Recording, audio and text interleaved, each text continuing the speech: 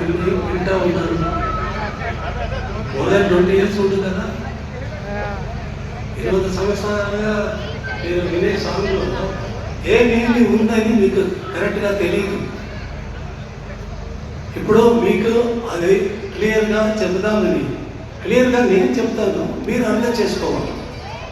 అర్థం ఉన్నది కానీ అది నేర్పడమే వచ్చేది.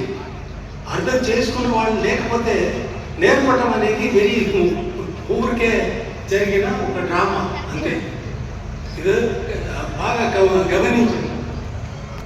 ఇది ఈ సాంగ్లో ఆర్కెస్ట్రేషన్ చేయడానికి నాకు లైఫ్ టైంలో 30 minutes అవ్వదు. Every song, what ever song your hearing అన్నీ 3 minutesలో కంపోజ్ చేసింది. బట్ అది నా గురించి పెద్దగా చెప్పటం కాదు అని అది అనుకోవద్దు. సత్యం, నిజం చెప్తాను. ఏ పాట ఆర్కెస్ట్రేషన్ కూడా 7 o'clock స్టూడియో గడితే పేపర్ పైన ఆ సాంగ్, ఆ రోజు తీసిన సాంగ్ అసిస్టెంట్ వచ్చి నాకు పాడి చూపిస్తారు, పాడి వినిపిస్తారు. అంటే ఓ ఈ సాంగ్ ఆ నిమిషమే నేను పేపర్లో రాసే సింగరే రావాలా. ఎస్పీబీ అంటే ఎస్పీబీ రావాలా, జయశ్వర్ అంటే జయశ్వర్ రావాలా, జయచంద్రన్ అంటే జయచంద్రన్ రావాలా, ఇంకొకరు మనీషా వాసుదేవన్ అంటే మనీషా వాసుదేవన్, జానవి, సుశీల, ఇది అన్నీ ఆ నిమిషం రాసిన ఆ పేరే సింగర్స్ ఆ పాట పాడతారు. వాళ్ళు వచ్చే వాళ్ళకి ఏం పాట పాడబోతున్నారని తెలియదు.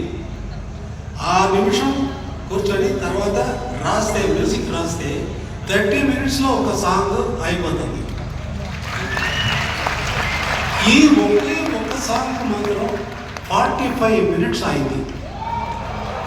రీజన్ ఏంటంటే అది ఫుల్ ఆర్కెస్ట్రా బాంబేలో రికార్డ్ చేస్తాం. 100 piece ఆఫ్ ఆర్కెస్ట్రా, నువ్వు 100 మ్యూజిషియన్స్ భావిస్తున్నాను.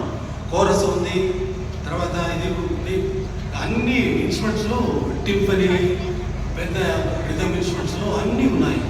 ఈ అన్నికి రాయడానికి నాకు టైం పెట్టింది. అది 15 minutes ఎక్కువ. ఆ దాంట్లో ఏమేమి వస్తుందని ఇప్పుడు మీకు చూపిస్తాను.